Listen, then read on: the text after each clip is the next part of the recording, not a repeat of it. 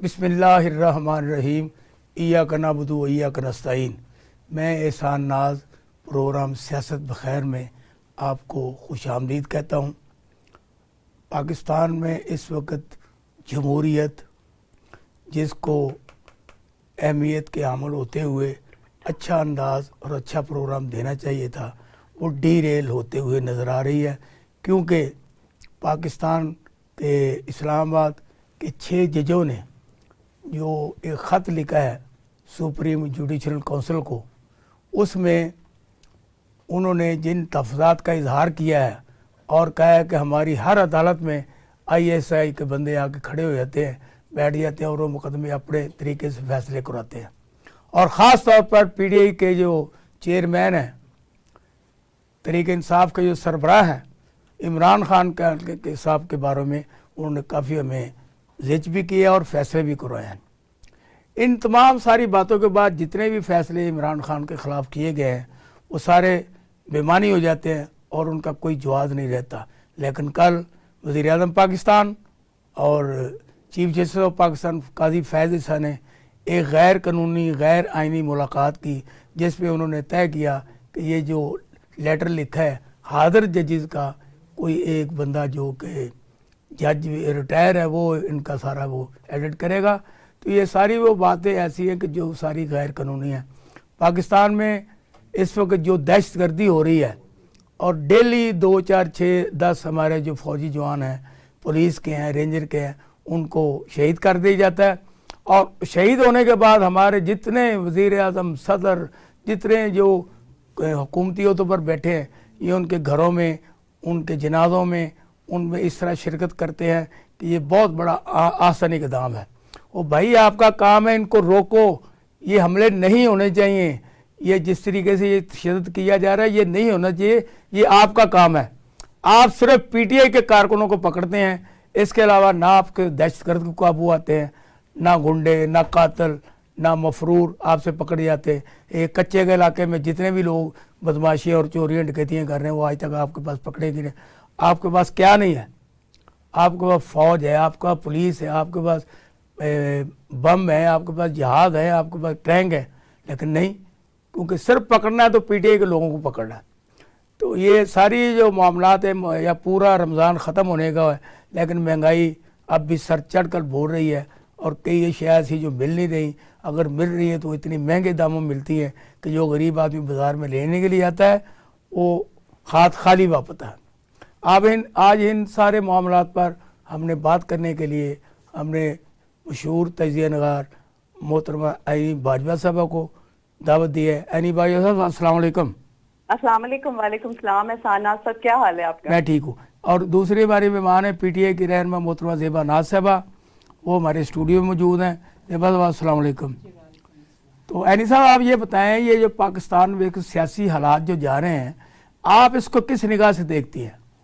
एहसान साहब, आप प्रोग्राम कर रहे हैं, डेली हम सुनते भी हैं, देखते भी हैं, और आप बड़ा अच्छा मतलब वो जो चीजें हैं डिलीवर कर रहे हैं वो बहुत जबरदस्त है। पर जो चीजें हैं, अगर मैं सारी चीजों का सर्वे करते हैं तो हमारा पाकिस्तान जो है वो इस्लाम की बुनियाद पर बना था जी। पर हर तरह के आयन हो गए, आप जमहूरी चीजों को ले लें, अपने जितनी भी कानूनी लॉज हो गए हैं, जो चीजें हैं, उन चीजों को अगर गौर करें तो हम सबके रूल्स हैं, पर आज तक कोई रूल्स फॉलो नहीं किया गया। प्रोपोगेंडा है वो अरूज पर है, कोई कुछ नहीं कह सकता, कोई कुछ नहीं कर सकता, सबकी आंखों के सामने है सब कुछ। कोई ज्यादा बोल लेगा तो उसके लिए प्रॉब्लम है। नहीं, ये सब चीजें सरासर गलत हो रही हैं।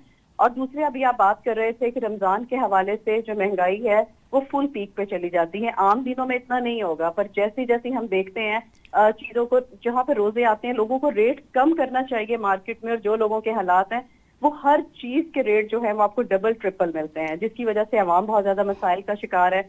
और दिन ब दिन जो है इसमें तेजी से इजाफा हो रहा है। और रोजे हैं, लोग रख रहे हैं, पर उसके बाद जिस तरह से अफ्तारी के सिलसिले, जहां पर आप देखते हैं कि बहुत लोग हैं, बहुत लोग कंट्रीब्यूट भी कर रहे हैं, पर कई ऐसे घर हैं जो खाने से बैठे होते हैं और इतनी मुश्किल से उनका गुजारा हो रहा है। पर जो चीजें हैं, हमारे रूल्स जो अब आ गई है पार्टी, फिर उनको चाहिए इन चीजों पर इम्प्लीमेंट करें। अब जो आजकल फैसले चल रहे हैं, जजेस के हो रहे हैं, सब चीजें आपके भी सामने हैं, हमारे सामने भी हैं, पर क्यों इन चीजों के हालात जो है हमें बेहतर होते नजर नहीं आ रहे हैं? جی زیبنا صاحب آپ یہ بتائیں جی کہ یہ اڈیالہ جیل کی کیا صورتحال ہے، آپ کے پاس کیا معلومات ہیں؟ کیونکہ وہاں اپنے عمران خان صاحب ہیں، وہاں چودھری پرویز الہی ہیں، اور وہاں پہ آپ کے سابق وزیر جو خارجہ تھے شاہ محمود قریشی ہیں، اور بھی ساتھی ہیں. تو یہ جو حکمران ہے یہ تو کہہ رہے ہیں وہ عیاشی کی زندگی وہاں پہ گزار رہے ہیں، وہاں گوشت پکائے جا رہے ہیں، مختلف ڈشیں بنائی جاتی ہیں. تو آپ کس نگاہ سے دیکھتی ہیں؟ بسم اللہ الرحمن الرحیم. شکریہ سانا صاحب کہ آپ نے مجھے مدعو کیا. اور یہ جو آپ نے انٹرو میں بتایا کہ وہاں یشیاں کی جا رہی ہیں، وہاں پہ اتنی آزادی دی جا رہی ہے، اور وہاں پہ بڑے ان کو پر امن اور پرسکون رکھا گیا، یہ بالکل غلط بات ہے. یہ شوشے ہیں، یہ شوشے بازی یہ کرتے رہتے ہیں، ان کا کوئی اتنا. لیکن میں یہ کہتی ہوں کہ کسی جرم کے بغیر ہمارے جو چودھری پرویز الہی صاحب سر فہرست وہاں پہ شاہ محمود قریشی ہیں، جس طرح اور بہت سارے ہمارے ہزاروں ساتھی جو مختلف جیلوں میں ہیں، ان کے مقدمات اس طریقے سے ٹینگل کیے جا رہے ہیں کہ ان کی ضمانتیں بھی ہو جاتے ہیں لیکن ان کو رہائی نہیں ملتی. کل جیسے کہ خواتین قیدی جو ہیں ان کی بازگشت تھی کہ یہ رہا ہو جائیں گی کوٹ لکھپت جیل سے، جی، لیکن ان ظالم حکمرانوں نے بیل ان کی ہوگی، بیل ہو جاتی ہے لیکن رہائی نہیں ہوتی، کیونکہ یہ ان کو چاہیے یہ اتنا ظلم کرے جتنا یہ برداشت کر سکے. خاص کر کے خواتین کے اوپر جو ظلم و تشدد اپنا انہوں نے جو تشدد کا سلسلہ شروع کیا ہوا ہے. مریم نواز کی حکومت کمال، عورتوں کی حکومت ہے. دیکھیں پاکستان میں بڑا احترام ہے، عزت ہے، ہر شخص جو ہے اپنے سے زیادہ خواتین کی عزت کرتا ہے. لیکن میں مریم نواز بھی کرتی ہے. جی ایک خاتون کی حکومت ہے، اس کو پتہ نہیں کیا دشمنی ہے پاکستان کی تحریک انصاف کی خواتین کے ساتھ، جن کے ساتھ انہوں نے جانوروں جیسا سلوک کیا جا رہا ہے. تو میں متوس ہوں حکمرانوں سے کہ وہ خواتین کے اوپر تحمل رکھیں اور عزت سے ان کے ساتھ پیش آئے، اور ان کے اوپر جو کیسز نہیں ہیں، جو کیسز بنائے نہیں گئے، 1 سال میں 9 ماہ ہو گئے ہیں، 10 ماہ ہونے والے ہیں، تو وہ بغیر سزا کے، بغیر ایلیگیشن کے، ایک سیاسی پروپیگنڈے کے ساتھ ان کو اندر قید کیا ہوا ہے، ان کو رہا کیا جائے، وہ بھی اپنے گھروں میں اپنے فیملیوں میں جا کے خوشیاں تقسیم کرے. عید آنے والی ہے تو یہ میں مریم نواز صاحبہ جو ہمارا مینڈیٹ لے کے حکمران بنی ہوئی ہے، وہ ایک ہی کام کر جائیں کہ جو لوگ سیاسی ہیں ہمارے پکڑے گئے ہوئے، ان کی رہائی کا حکم نامہ جاری کروا دیں اگر آپ نے نیک نامی لینی ہے تو. ورنہ جرائم کی لسٹ تو آپ کی بڑھتی جا رہی ہے، کیونکہ جرائم بندہ وہ کرتا ہے جو پبلک میں پتہ چل رہا ہے کہ آپ کس طریقے سے اپنے ہوچے ہٹ کنڈے اپنا کے عوام کو مشکلاتوں میں پھنسا رہے ہیں. IMF سے پیسے آپ نے لیے، پھنسنا عوام نے ہے. ریلیف آپ کو ملے گا، پھنسنا عوام نے ہے. مہنگائی آپ نے کرنی ہے، پیسے لے کے پاپا جی آپ کے چلے جائیں گے تو عوام کا گریبان پکڑا جائے گا، کیونکہ تیل، گیس، بجلی، یہ ساری وہ ضروریات جو عوام کو چاہیے اس میں آپ نے ان کو شکنجہ ڈالنا شروع کر دیا ہے. مہنگائی آپ کی کس حد تک بڑھے گی یہ مجھے بتا دیں. عوام اس طرح نہ ہو کہ گلیوں بازاروں میں نکل پڑے اور وہ اپنے حق کے لیے منظر عام پہ آنا شروع ہو جائے. آپ اس طریقے سے صاحب آپ یہ بات کرتی ہیں نا، جی گلیوں میں بازاروں میں تو آپ کو نکلنے دیں گے جی، ان کا شکنجہ آپ نے دیکھا نا پچھلے دور میں کیا ہوتا رہا. میں کہتی ہوں ابھی یہ کہہ دینا کہ کچا کے جو گاؤں ہے وہاں پہ صرف PTI کے لوگ ہیں تو یہ ساری دنیا ایک جگہ پہ کٹھی ہو جائے، اور یہ جتنے حکمران ہیں یہ سارے کچا کو پکڑنے کے لیے نا بھاگ دوڑیں گے. لیکن کیونکہ ان کی دشمنی صرف کچے کے ڈاکوؤں کی بات آپ کر رہے ہیں؟ جی کچا کے ڈاکوؤں کی بات کر رہی ہوں. کارکن کہتے ہیں یہ PTI کے کارکن ہیں اور یہ یہاں چھپے ہوئے ہیں. جتنی پولیس ہوگی آپ دیکھنا کہ وہ کچا کو ڈاکوؤں کو پکڑنے کے، وہ PTI کے ڈاکو جو چھپے ہوئے ہیں ان کو پکڑنے کی الرٹ ہو جائیں گے. لیکن ان کو نہ مارکیٹوں میں کنٹرول پرائز کرنے والے کدھر ہیں؟ وہ ان کی ادارے روزانہ پیسے لینے جاتے ہیں بتاؤں سے روزانہ، آپ کو نہیں پتا؟ یہی تو بات ہے، بالکل یہی کرتے ہیں. لیکن عوام آپ کہتے ہیں مارکیٹ کمیٹی میں ان کا یہ رول ہے وہ ڈیلی ہر دکان سے جا کے بتا لیتے ہیں. भत्ता ही लेते हैं, सिर्फ यही काम है इनके और इनका कोई काम नहीं है। इतना करें कि अवाम को रिलीफ मिल जाए, क्योंकि अवाम को इस हद तक अगर पेट्रोल की कीमत और बढ़ाई गई तो आप देखेंगे कि सड़कों पे लोग निकलेंगे और आपको घसीटेंगे। जब इमरान खान की हुकूमत थी तो 2 रुपए 3 रुपए की महंगाई होती थी तो आप चीखते थे अवानों में, असेंबलियों में कि इमरान खान ने इतनी महंगाई कर दी। ओ खुदा का नाम ले, आज तो महंगाई ने वो तूल पकड़ ली है कि आपसे डॉलर की कीमत कम नहीं हो रही। डॉलर की कीमत जितनी बढ़ेगी उतनी महंगाई बढ़ेगी और आप उसको कंट्रोल नहीं कर पा रहे तो आपका यहाँ पे आने का और शू शाह दिखाने का फायदा कोई नहीं है। अवाम के खौफ से डरें। अब ये जो वजीर खजाना इम्पोर्ट किया है जी बिल्कुल औरंगजेब साहब, वो तो IMF से भी इन्होंने डील कर ली जी, 1 अरब समथिंग करोड़ अरब डॉलर मिल भी रहे हैं और अब 3 अप्रैल में और भी मिल जाएंगे। और क्या चाहिए आपको? देखिए ऐसा डार का था ना, पहले जब उसने कहा जी मैं आऊंगा ना तो मैं इसकी कीमत कम कर दूंगा, डॉलर की कीमत कम हो मेरे जाएगी, जहाज में बैठते डॉलरों की कीमतें कम जी जी कम हो जाएंगी। वो पाकिस्तान में आया और पाकिस्तान को इस हद पे ले गया क्योंकि वो इनकी प्लानिंग थी। नवाज शरीफ साहब आए, मरियम साहबा आई, इन्होंने कहा हम पाकिस्तान को नवाज दो, पाकिस्तान को नवाज दो। आज नवाज पाकिस्तान को मिला, पाकिस्तान का बेड़ा गर्क हो गया। पाकिस्तान गरीब से गरीब जो लोग थे वो मर गए, पिस गए। आज ये किस मुंह से जाते हैं लोगों के पास, नवाज दो। वो जो इलेक्शन से पहले इनकी दावे, इनके ख्वाब दिखाना, इनके वो चापलूसी जलसे जुलूसों में बातें करनी लोग जानते थे, इसीलिए लोगों ने इनको वोट नहीं दिया। साहब अस्सलाम वालेकुम। हाँ जी वालेकुम सलाम। क्या हाल है जनाब? ठीक है, आपको उम्र मुबारक हो। आप ये बताएं कि इस वक्त आप पाकिस्तान की जो सियासी सूरत हाल है इसको किस निगाह से देख रहे हैं? 16 दिन से तो मैंने ना टीवी देखा है ना कोई खबर सुनी है। अब आज मैं बैठूंगा देखूंगा फिर इस पे कोई तजिया देंगे आप। अच्छा माशाल्लाह, आप बड़ी ज़बरदस्त अक्सरियत से इलेक्शन जीते हैं और आपके अवाम ने बड़ा आपको मैंडेट दिया है। क्यों ये जो मैंडेट आपको मिला है, क्या आप इस हुकूमत में शामिल होकर इसको कितना उजागर करेंगे? ये भी बड़ा एक अहम सवाल है आपका, बड़ा मुश्किल सवाल है और इस पे भी गौर कर रहे हैं। इंशाल्लाह पार्टी की मीटिंग बुला रहे हैं हम, इंशाल्लाह अगले 2-3 दिन में फिर मशवरा करके फिर फैसला करेंगे। साहब ये जो हुकूमत कर्जे ले रही है और IMF से कर्जा लेके बड़ी बगलें बजा रही है और आपके जो नए वजीर खजाना हैं वो 7 करोड़ पे मंथली पे और उनके मिला के 50 करोड़ बन रहे हैं, तो ये बचत जिस तरीके से की जा रही है आप इनका साथ देंगे? देखिए जी, अपना अगर तो प्रोफेशनल लोगों को लाया जाएगा जो अपने नौकरियां छोड़कर आएंगे आपकी खिदमत करने के लिए, तो लाजमी बात है अगर मार्केट की तनख्वाह नहीं देंगे तो वो उस लिहाज से वो फिर आएंगे नहीं आपके पास काम करने के लिए।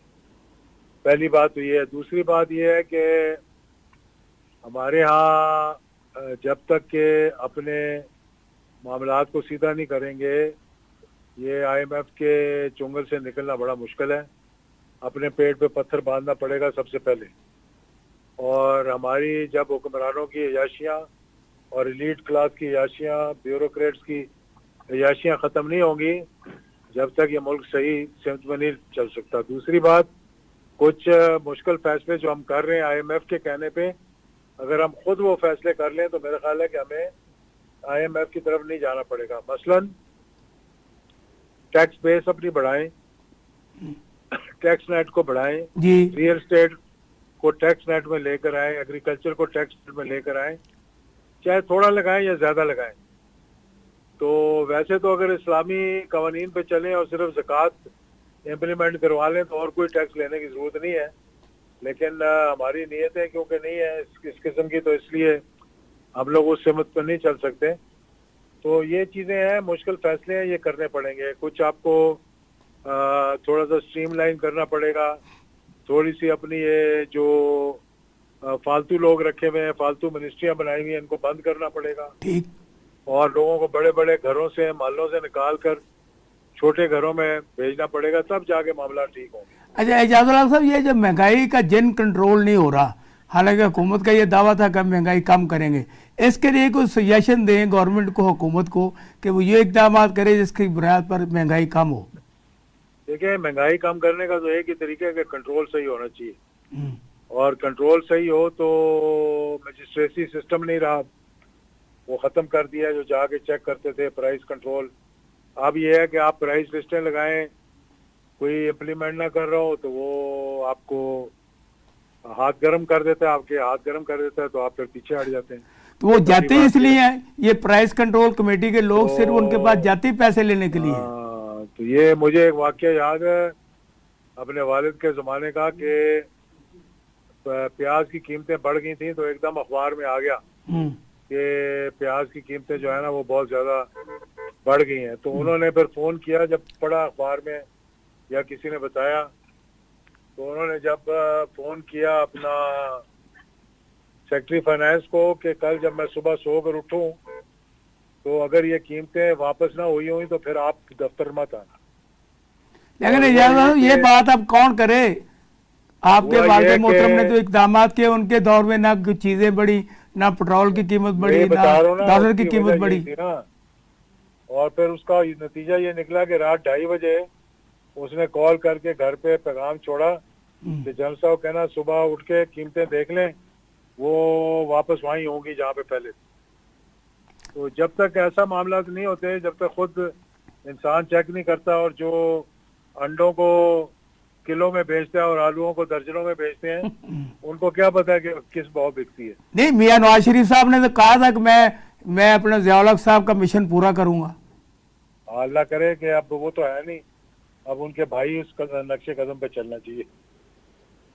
अच्छा यादव साहब, बहुत शुक्रिया, बड़ी मेहरबानी कि आपने बहुत ही एक मीटिंग में थे, आपने वक्त दिया, मैं आपका मशकूर हूँ जी। ज़ेबन आसफ, अभी एजाजुल साहब ने जो गुफ्तगू फरमाई है और उन्होंने कहा कि महंगाई को कंट्रोल किया कैसे किया जा सकता है, ये जो वज़ीर ख़ज़ाना साहब ने आए हैं ठीक है, क्योंकि इनको इतनी तरह मिलेगी तो ये आएंगे। आप क्या कहते हैं? पीटीआई एजाजुल हक साहब ने बात बहुत अच्छी की, पते की बात की कि जब कंट्रोल करेंगे तो कंट्रोल होगा ना। तो जब आप उनको फ्री हैंड दे देते हैं कि लूटो, पैसा इकट्ठा करो, अच्छा। पैसा इकट्ठा करके इतना हिस्सा हमें दो, इतना तुम लो और इतना आगे मार्केट में दो, तो ये तो करप्शन बढ़ा रहे हैं। ये तो अवाम को रिलीफ देने की बजाय उनका बेड़ा गर्क कर रहे हैं, उनको और महंगाई में फंसा रहे हैं। तो इस तरह ज्यादा देर नहीं चल सकेगा, 2-4 महीने की बात है। ये अपने घरों में जाएंगे, लंदन प्लान के हवाले से जैसे ये आए हुए हैं उसी तरीके से इनका प्लान खत्म हो जाएगा, क्योंकि अवाम और नहीं पीस सकती, अवाम को और महंगाई नहीं चाहिए। अगर ये अपने अखराजात, जैसे पहले बात हो रही थी कि भाई ये अपना जितना पैसा यहां से लूट के मनी लॉन्ड्रिंग करके पाकिस्तान से भागे थे, वो पैसा एक पॉइंट किस्म का एक थोड़ा सा पैसा भी पाकिस्तान में आ जाए तो ये कर्जे लेने वाली लानत खत्म हो जाए। लेकिन ये तो बढ़ावा दे रहे हैं उस बात को, वो कह रहे हैं जी हमने 1 किस्त ली, 2 ली, आगे आगे भी हमने लेनी है। वो नेक्स्ट भी प्लान बना रहे हैं, वो बकारी बना रहे हैं। साहब, हम यहाँ छोटी सी लेते हैं ब्रेक, ब्रेक के बाद वापस आते हैं तो आपसे गुफ्तगू जी। ज़ेबन आसफ, आप बता रही थी कि मुल्क में इस वक्त जो जमहूरियत है वो डिरेल होने को है, वो बेहतरी की तरफ नहीं जा रही। जी मैं वही बता रही थी कि महंगाई जिस तरीके से हो गई है, इसको कवर जब तक नहीं किया जाएगा, आवाम को रिलीफ नहीं मिलेगी, आवाम कैसे सुख का सांस लेगी, क्योंकि आगे से और ज्यादा कर्जे लेने हैं इन्होंने, और ज्यादा महंगाई करनी है। और ये कह रहे हैं, और ये मरियम साहबा की कहाँ गई वो बात जब ये कहती थी मैं बिजली सस्ती करूंगी, मैं आवाम को रिलीफ दूंगी, और जब तक हम नहीं 200 यूनिट तक फ्री दूंगी, सस्ती क्या हुआ? बिल्कुल बिल्कुल।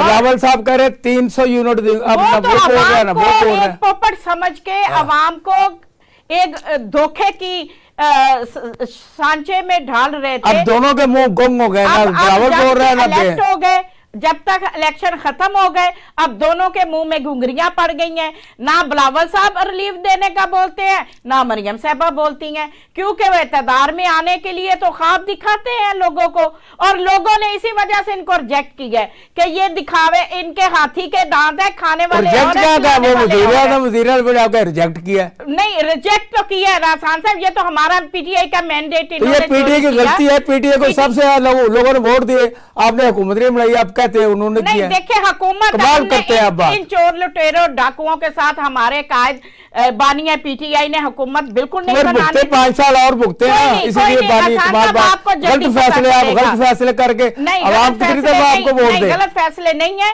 हम क्योंकि इन लोगों के साथ हुकूमत बनाने से बेहतर हम अपोजिशन में बैठेंगे। फिर शोर क्यों मचाते हैं? हाथों से आपने उनको बनाया, आपने उनको खुद वज़ीर-ए-आज़म बनाया, खुद वज़ीर-ए-आज़म बनाया। वो अपने धोखे से बने हैं, धक्के से बने हैं, बदमाशी से, गुंडा राज करके बने हैं। क्या हमने बिल्कुल नहीं उनको बनाया। हमारे जो मलिक साहब अस्सलाम वालेकुम। वालेकुम सलाम। क्या हाल है जनाब, कैसे हैं? ठीक है, खैरियत से हैं? मेहरबानी। आप क्योंकि पेशावर में बैठे हैं और खैबर पख्तूनख्वा जो है वो हमारा बहुत अहम सूबा है और वहाँ पर अली अमीन गंडापुर साहब की हुकूमत है, आप उनकी हुकूमत को किस निगाह से देख रहे हैं? देखिए, बुनियादी तौर पे जिन तरजीहात का जिक्र किया है अली अमीन गंडापुर ने, उससे तो ये बात समझ में आती है कि वो चाहते हैं खैबर पख्तूनख्वा को तरक्की का हमसफर बनाएं, और इस सिलसिले में कई इकदामात का उन्होंने ऐलान भी कर दिया है। ख़ास तौर पे सेहत कार्ड का दोबारा इजरा जो है उससे गरीब लोगों की मुश्किल बड़ी आसान हुई है, उन्हें बड़ी मुश्किलात का सामना था। और आप देखिए कि जब पीटीआई ने यहाँ पे सेहत कार्ड का सिलसिला शुरू किया तो उन पर बड़ी तनकीद हुई, लेकिन उसके बाद फिर आप देखिए पंजाब में भी शुरू हुआ और सिंध में भी शुरू हुआ। तो मैं समझता हूँ कि अली अमीन गंडापुर जो कि इमरान खान के बड़े फेवरेट भी हैं और काफ़ी अरसा उन्होंने वफाक में गुजारा, वो पहले भी 5 साल तक खैबर पख्तूनख्वा में सूबाई वजीर रहे हैं, वफाकी वजीर रहे हैं और अब वजीर आला के तौर पे। तो मैं समझता हूँ कि उनके लिए कोई मुश्किल नहीं है सूबा चलाना, लेकिन हमें मुश्किल होगी वसाइल की। हमारे वसाइल बहुत कम है। आपको मालूम होगा कि खैबर पख्तूनख्वा 93% जो है वो डिपेंडेंट है वफाकी हुकूमत पे। हमें जब तक वहाँ से पैसे नहीं मिलते हमारा मामलात जो है वो आगे बढ़ नहीं सकते। तो हमारी कल बात हो रही थी, जो हमारे वज़ीर आला के मुशीर हैं फाइनेंस के मुजम्मिल असलम साहब, उन्होंने बड़ा क्लियरली कहा है कि वो चाहेंगे कि सूबे के वसाइल में इजाफा किया जाए। किस तरह से वो इजाफा करते हैं इसका आने वाले दिनों में पता चलेगा। अच्छा अमीर साहब, जैसे कि मुलाकात हुई गंडापुर साहब की वज़ीर-ए-आज़म से, उसमें उन्होंने अपनी बातें भी सुनाई, उनकी भी मानी, तो उस पर कोई अमल दरामद होता हुआ नजर नहीं आता हमें। नहीं, देखिए, ये वज़ीर आज़म की मुलाकात और वज़ीर आला की मुलाकात मुख्तलिफ होती है। अली अमीन गंडापुर की मुलाकात और शहबाज शरीफ की मुलाकात, इसको अलग तनाज़ुर में लिया जाता है। लिहाजा हुकूमत से हुकूमत का जो ताल्लुक है वो जारी रहता है, उसको कोई भी नहीं रोक सकता। हमारे सूबे के अगर कोई हकूक हैं उन पर यकीनी तौर पर वफाकी हुकूमत भी चाहती है कि वो मिलें। हम जिन मसाइल का, जिन मुश्किलात का शिकार हैं, वफाकी हुकूमत ये चाहती है कि उनको हल किया जाए। जो मुलाकात अंदर होती है वो यकीनी तौर पे जो दो इंतजामी अफसर हैं या इंतजामी शख्सियात हैं उनके दरमियान होती है और वो कामयाब होती है। और बाद में देखिए सियासी सिलसिला है, आप कैसे पीटीआई तो पसंद नहीं कर सकती मुस्लिम लीग नून को या पीपल्स पार्टी को, तो वो उनका अपना मौक़िफ़ है, वो उसको अलग लेना चाहिए। जी अमजद इकबाल साहब, ये मौलाना फजलुर रहमान साहब को कहते हैं हम 1 अप्रैल के बाद को तहरीक चलाना चाह रहे हैं, उसमें ये पीटीआई भी कुछ शामिल हो रही है उसमें या वो अकेले ही तहरीक चलाएंगे?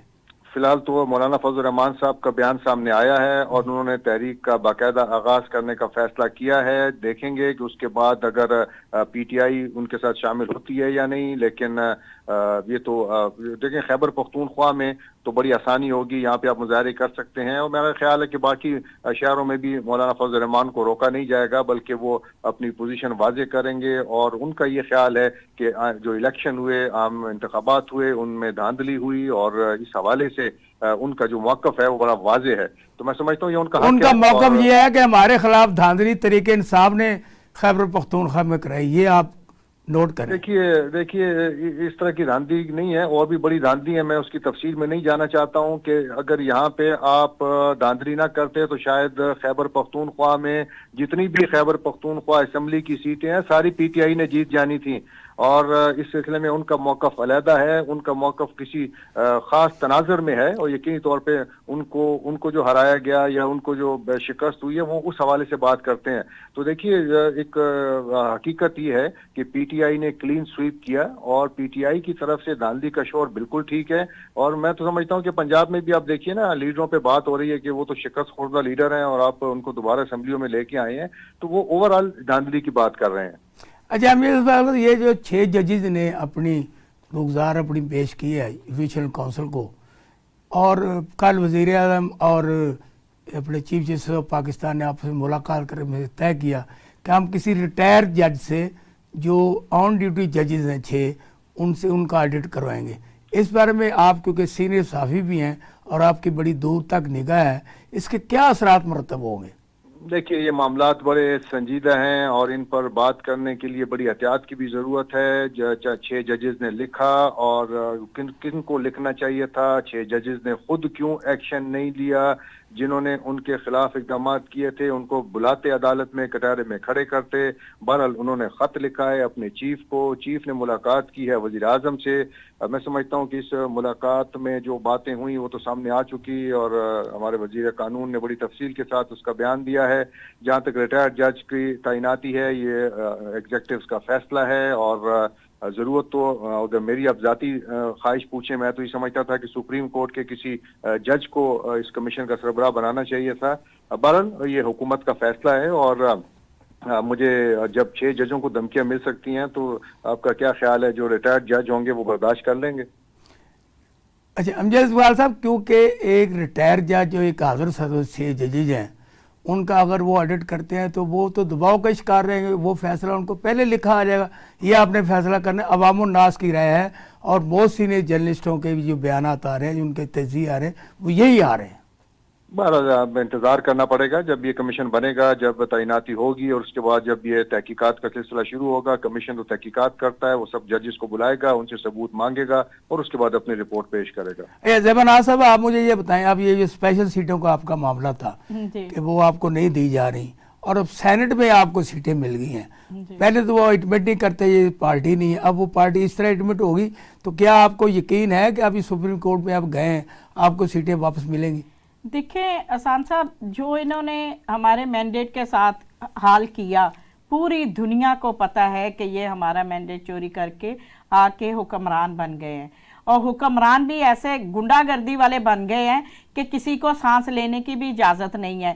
ہم کئی جلسہ جلوس نکالیں تو یہ پہلے وہاں پہنچ جاتے ہیں، اور ان کو روکنے کے لیے کہ یہ کوئی ریلی نہ نکال سکیں، جیسے انہوں نے پورے الیکشن میں کیا۔ یہ 30 اپریل کو آپ اسلام آباد میں نکال رہے ہیں، اور کیا ہم نکال رہے ہیں، ہمارے اور خیبر پختونخوا میں ڈیلی نکلتی ہے، ایسی کون سی بات ہے؟ لیکن یہ نہیں نکالنے دیتے، ان کو پتہ ہے کہ ہم نے جب ریلی نکالنے دی تو عوام تو پورا غم غفیر ہو جائے گا، پورا پاکستان نکل آئے گا، تو یہ کس جگہ پہ کھڑے ہیں؟ یہ اپنے آپ کو بنوانے کے 8 فروری کو لوگوں نے آپ کو مینڈیٹ دے دیا، جی بالکل دیا، اور وہ جتنے ووٹ پڑے اس سے آپ کو تسلی نہیں ہوتی، بار بار آپ لوگوں کو باہر نکال کے پریشان کرتے ہیں؟ نہیں، پریشان نہیں کرتے، ہمیں اپنا حق مانگنے کے لیے اس طرح کے پروٹیکٹ کرنے پڑیں گے، ہم کریں گے، اور اسی کے ساتھ آپ اس کو اسمبلی میں کریں، کورٹ میں کریں، عوام بار بار دیکھیں نا، ہمارے جو کینڈیڈیٹ ہیں، جو آدھے تو ہمارے جیلوں میں پڑے ہوئے ہیں اور آدھے ہمارے اسمبلیوں میں ہیں،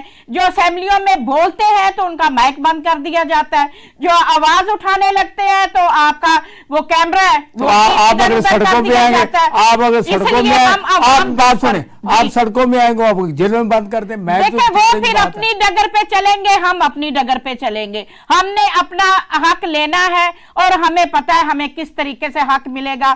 عوام کی عدالت ہے، عوام کی عدالت میں جس نے عوام نے ہمیں مینڈیٹ دیا، اور 8 فروری کو انہوں نے اور 9 فروری کو انہوں نے اپنا مینڈیٹ بنایا، اس کو ہم ایکسیپٹ نہیں کرتے کسی صورت میں بھی۔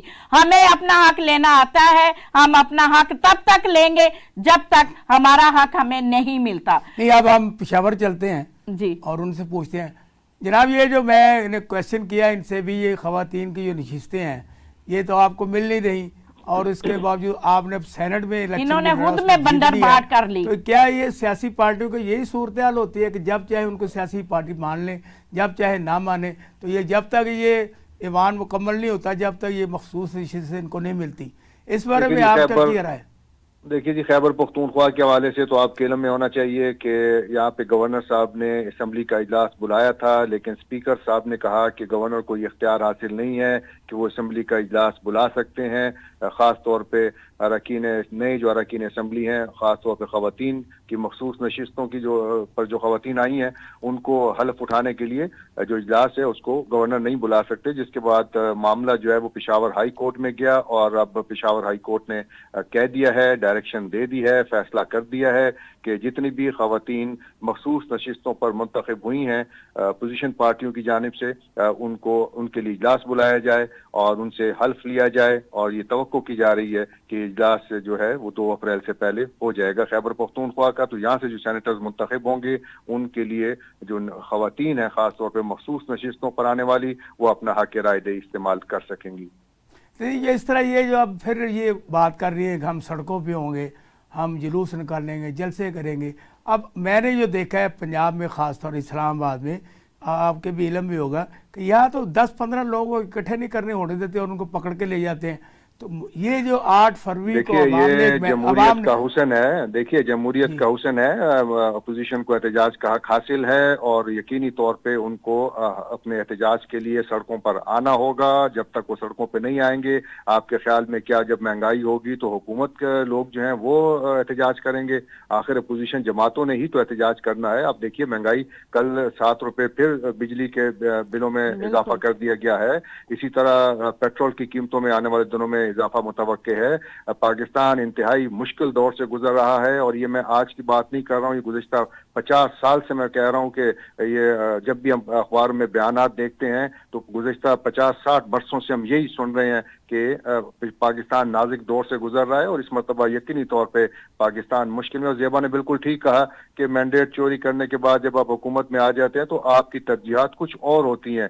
تو میں سمجھتا ہوں کہ آنے والے دنوں میں جو اپوزیشن کو اپنا حق استعمال کرنا چاہیے احتجاج کا. اور ہاں، حکومت یقینی طور پہ وہ روکے گی، حکومت نہیں چاہے گی کہ احتجاج ہو، لیکن جمہوریت میں یہ سلسلہ چلتا رہے گا. اقبال صاحب، جیسے کہ بلاول بھٹو کہتے تھے ہم 300 یونٹ بجلی فری دیں گے، مریم نواز کہتے تھے ہم 200 یونٹ فری، لیکن جب سے یہ حکومت میں آئے ہیں بجلی مہنگی تو کر رہے ہیں، اب اس طرف ان کی کوئی رجحان نہیں. اس کی کیا وجوہات ہیں؟ بالکل، یہ سارے چونکہ سیاسی بیانات ہوتے ہیں، جب آپ الیکشن سے پہلے میدان میں ہوتے ہیں تو یہ اس قسم کے بیانات کرتے ہیں تاکہ اپنے ورکرز کی توجہ حاصل کریں. ورکرز بھی یہ جانتے ہیں کہ یہ ممکن نہیں ہے کسی بھی پارٹی کے لیے کہ وہ فری یونٹس جو ہیں وہ دے سکیں.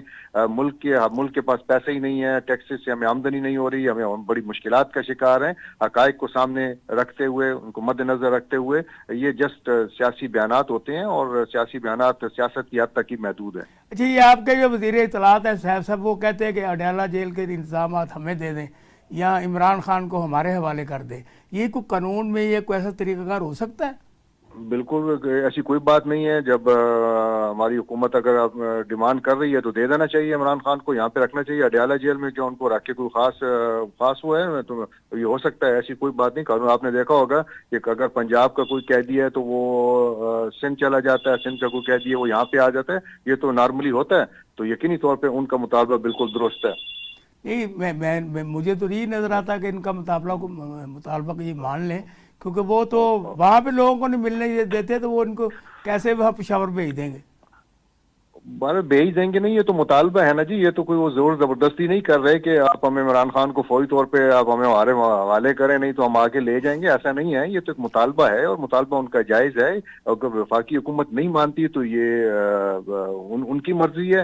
ہمارے وزیر کی تو یہ خواہش ہے کہ ان کو منتقل کر دیا جائے پشاور. یہ جو خیبر پختونخوا میں دن بدن دہشت گردی کے واقعات میں اضافہ ہو رہا ہے، آپ اس کو کس نگاہ سے دیکھیے، کس طرح کام ہو سکتی ہے؟ چلیں، یہ اچھی بات ہے کہ آپ نے سیاست سے ہٹ کر جو ہے نا یہ سوال کیا. یقینی طور پہ پشاور اور خیبر پختونخوا دہشت گردی کا شکار ہے، اور خاص طور پہ 2002 کے بعد یہاں پہ جو سوسائڈ بم دھماکوں کا سلسلہ شروع ہوا، اس نے نہ صرف یہ کہ پشاور بلکہ سارے صوبے کی معیشت کو تباہ کر دیا ہے. ہماری 70,000 سے زیادہ سیکیورٹی فورسز کے جوان اور بے گناہ لوگ جو ہیں وہ قربان ہو گئے ہیں. انہوں نے اپنی جانوں کے نذرانے پیش کیے ہیں اس نئی نسل کے لیے، اس اپنے قوم کے لیے. اور بہت یہاں پہ پاکستان آرمی کی جانب سے جو آپریشنز کیے گئے وہ بڑی حد تک کامیاب ہو گئے تھے، لیکن اب یہ پھر دہشت گردی جو ہے وہ سر اٹھا رہی ہے. ہمیں بڑی تشویش ہے اس حوالے سے بھی. یہ دہشت گردی کو روکنا کن کا کام ہے؟ دیکھیے یہ ساری سیکیورٹی فورسز کا کام ہوتا ہے. اب فوج کا کام ہے کہ وہ سرحدوں کی حفاظت کرے، پولیس کا کام ہے کہ وہ سیکیورٹی کے جو جس طرح سے ان کو تربیت دی جاتی ہے وہ دہشت گردوں کو روکنے کی ہر ممکن کوشش کریں. لیکن دہشت گردی کی بہت سی وجوہات ہیں اور دہشت گردی بیرون ملک سے بھی ہوتی ہے. ہمیں معلوم ہے کہ افغانستان سے بھی دہشت گرد یہاں پہ آتے ہیں، اس میں ہندوستان بھی انوالو ہے، دیگر قوتیں بھی انوالو ہیں. تو دہشت گردی کے کئی پہلو ہیں جن پر تفصیل کے ساتھ بات ہو سکتی ہے. سیاسی لوگوں کو تو پکڑنا ہو تو یہ دن کو رات نہیں ہونے دیتے، رات کو دن نہیں ہونے دیتے، تو یہ دہشت گردی سے پکڑے نہیں جاتے.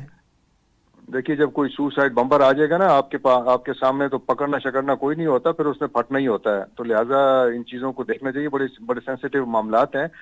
کئی ایسے منصوبے ہیں جو پاک فوج نے اور سیکیورٹی فورسز نے ان کو ناکام بنایا، انٹیلیجنس بیس جنہوں نے آپریشن کیے ہیں اور بڑی کامیابیاں حاصل کی ہیں. کیونکہ وہ کامیابیاں عوام تک نہیں پہنچ پاتی وہ الگ بات ہے، لیکن جو دھماکے ہوتے ہیں وہ ہمیں نظر آتے ہیں. صاحب بہت شکریہ، بہت مہربانی کہ آپ نے ہمیں وقت دیا. انشاءاللہ یہ ملاقات ہوتی رہے گی.